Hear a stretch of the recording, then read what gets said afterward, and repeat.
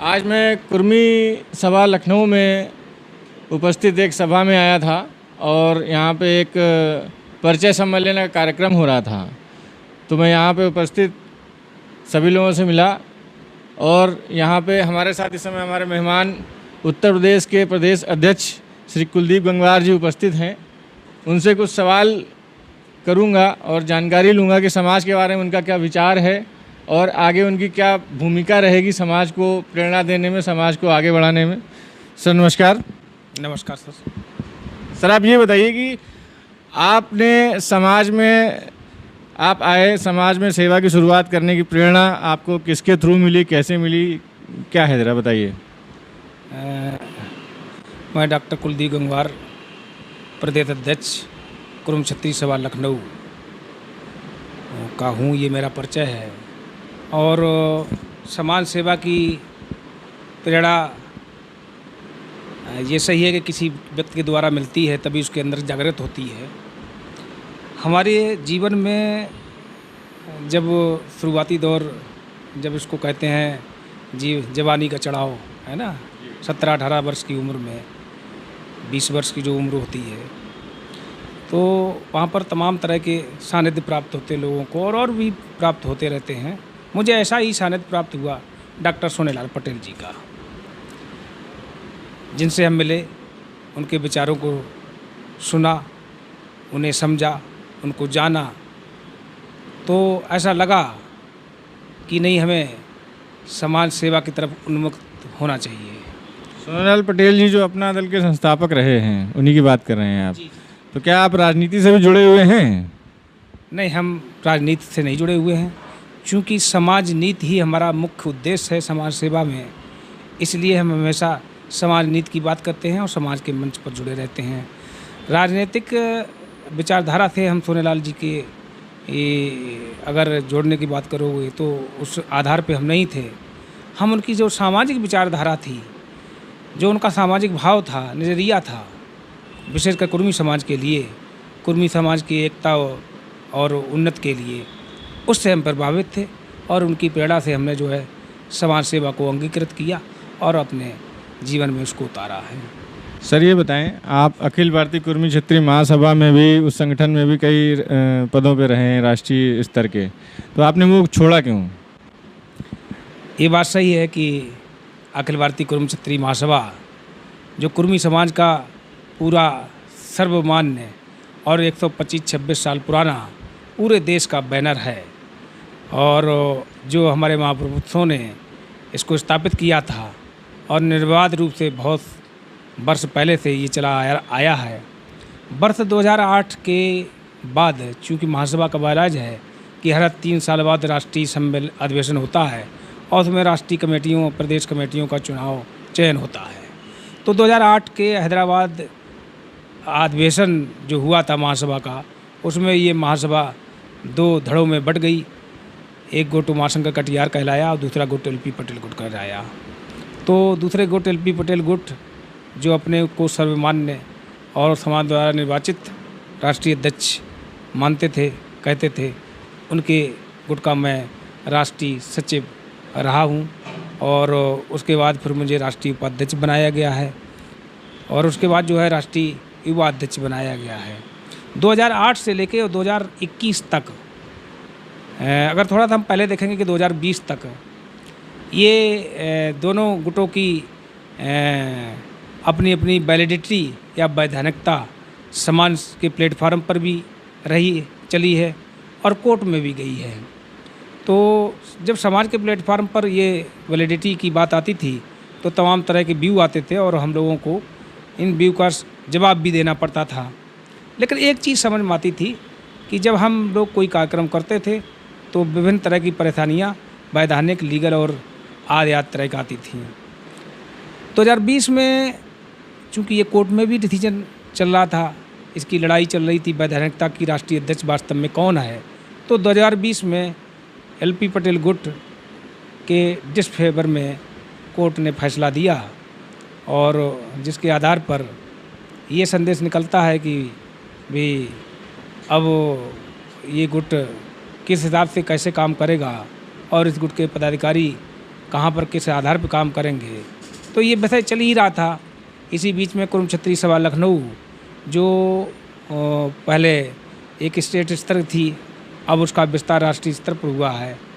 तो हमारी सामाजिक सहभागिता सक्रियता को देखते हुए हमें, चूँकि हम इस प्लेटफार्म से पहले भी जुड़े हुए थे, तो इन्होंने हमें जो है अपने साथ अपने इस प्लेटफार्म पर काम करने का मौका दिया और प्रदेश अध्यक्ष के रूप में मुझे जो है ये जिम्मेदारी दी है। प्रदेश अध्यक्ष के रूप में आपकी इस संगठन के प्रति क्या क्या अनिवार्यता रहेगी सर?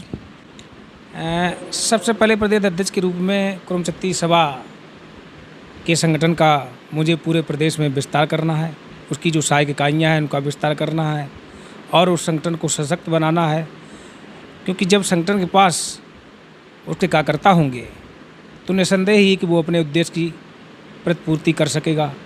तो हमारा सबसे पहला उद्देश्य है, चूँकि अभी विस्तार हुआ है जनवरी 2021 में इसका, और जनवरी 2021 में ही मुझे प्रदेश अध्यक्ष के रूप में जिम्मेदारी मिली है, तो हम पूरे प्रदेश में, पूरे जनपदों में, मंडलों में जो उसका संविधान है सभा का, उसके अनुसार हम वहाँ पर उनके कार्यकर्ता, टीम और समितियाँ गठित करें।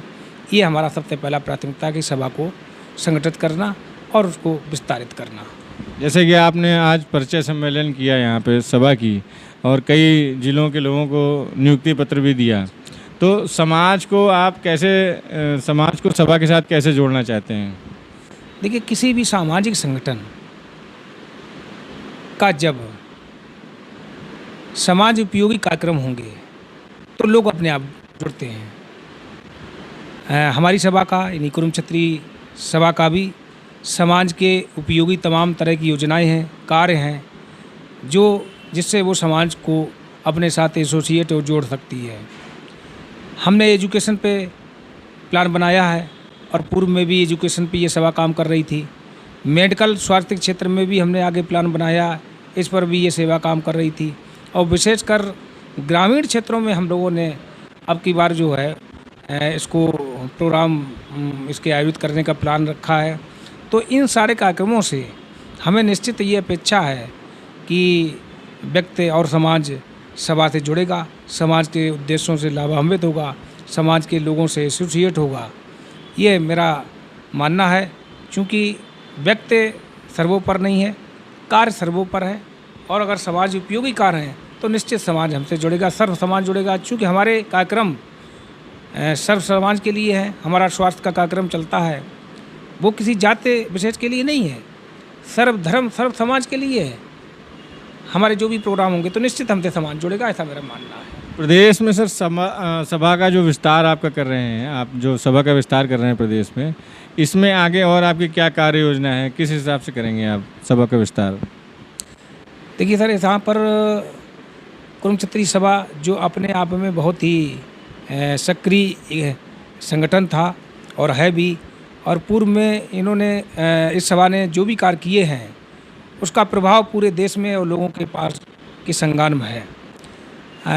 2021 में जब हमें प्रदेश अध्यक्ष के रूप में जिम्मेदारी दी गई है, उसके बाद कोरोना संकट काल लग गया है, कतिपय कारणों से तमाम गतिविधियाँ रुक गई हैं, लेकिन उसके बावजूद भी हम आज पूरे प्रदेश में करीब 36 जनपदों में अपनी टीमें गठित कर चुके हैं। जिला अध्यक्ष, जिला महामंत्री, मंडल अध्यक्ष, मंडल महामंत्री, और उसके साथ साथ युवा प्रकोष्ठ और महिला प्रकोष्ठ की भी स्थापना कर चुके हैं।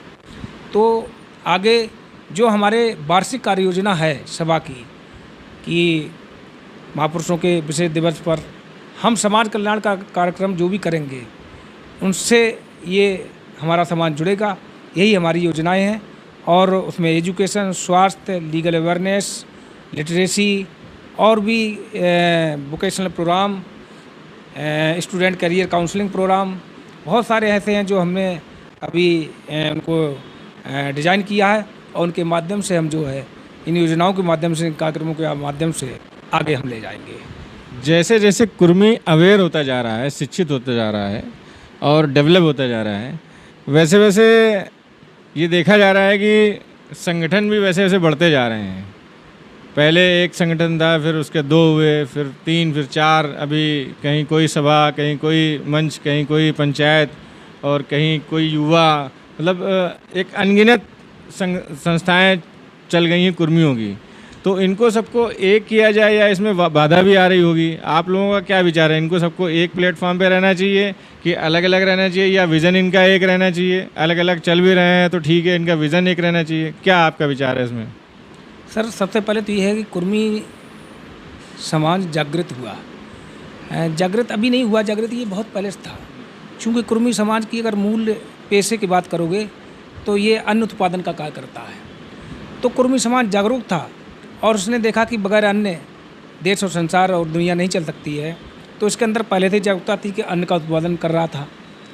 और रही बात ये कि विकसित, तो जो अन्नदाता हो देश का तो वो ऑटोमेटिक विकसित होता है, उसकी मानसिकता होती है, उसका विजन विकसित होता है। वो अलग बात है उसकी आर्थिक और बस और भी तमाम स्थितियाँ हैं, वो भले विकसित ना हो पाएँ संसाधनों के बारे में, लेकिन उसका मानसिक विकास हमेशा से विकसित रहा है और विकसित रहा है इस कुर्मी समाज का। अब रही बात ये कि धीरे धीरे नए परिवेश में तमाम सामाजिक संगठन आ रहे हैं। तो मेरा तो मानना है कि जिस तरह से मैं दूसरे दृष्टिकोण से देखता हूँ कि सूरज की एक किरण पूरी दुनिया में रोशनी नहीं ला सकती है, लेकिन सूरज की बहुत सारी किरणें मिलके जो है दुनिया में रोशनी फैलाती हैं, जिससे दुनिया रोशन होती है। उसी तरह से एक संगठन पूरे समाज में कोने कोने तक नहीं पहुंच सकता है, क्योंकि संगठन की अपनी सीमाएँ होती हैं, अपनी और भी तमाम मर्यादाएं होती हैं। लेकिन बहुत सारे संगठन होंगे समाज में, तो जिस कोने में हम नहीं पहुँचे उस कोने में वो पहुँच जाएगा, जो काम हमने नहीं किया वो करेगा। तो निश्चित है कि उन संगठनों से, उन संगठनों के कार्यक्रमों से देश का, प्रदेश का, गांव का कोना कोना व्यक्ति लाभान्वित होगा, जागृत होगा। तो मेरा कतई मानना नहीं है कि बहुत सारे संगठन हैं वो सामाजिक विकास में बाधा बनते हैं, एकता में बाधा बनते हैं। केवल सोच का फर्क है। अगर कोई संगठन अच्छा कार्य कर रहा है, दूसरे संगठन को मोटिवेट भी करना चाहिए, सहयोग भी करना चाहिए, और लोग करते भी हैं। हमने भी एक मंच पर रह के दूसरे मंच के साथ काम किया है कि भाई आप अच्छा काम कर रहे हैं तो बड़ी अच्छी बात है। जिस कोने में हम नहीं पहुंच पा रहे हैं उस कोने में आप पहुंचे हैं, तो ये बाधक नहीं है। ये तो हमारे सहायक हैं। जितने भी संगठन होंगे, जितने भी हाथ होंगे, जितने हमारे संसाधन होंगे, जितने प्लेटफार्म होंगे, हम अधिक से अधिक कार्यक्रम कर सकते हैं और अधिक अधिक जगह पहुँच सकते हैं। कुल मिला के आपका ये कहना है कि जितने अधिक संगठन हैं, तो संगठनों का काम है कि समाज को अवेयर करना, समाज को आगे लेके आना। अगर कहीं कोई छुपा हुआ है, कहीं कोई नहीं पहुंच पा रहा है, तो वहाँ अगर छोटा संगठन भी है तो वहाँ के लोगों को एकत्र करके उनको मतलब उनके अवेयरनेस फैला रहा है, उनकी ताकत क्या है वो बता रहा है। यही कहना चाह रहे हैं आप? जी। तो सर आपसे मिलकर बहुत अच्छा लगा और चैनल की तरफ से आपको बहुत बहुत धन्यवाद। तो आप थे कुलदीप गंगवार जी, लखनऊ कुर्मी क्षत्रिय सभा के प्रदेश अध्यक्ष। आज के लिए इतना ही, बहुत बहुत धन्यवाद।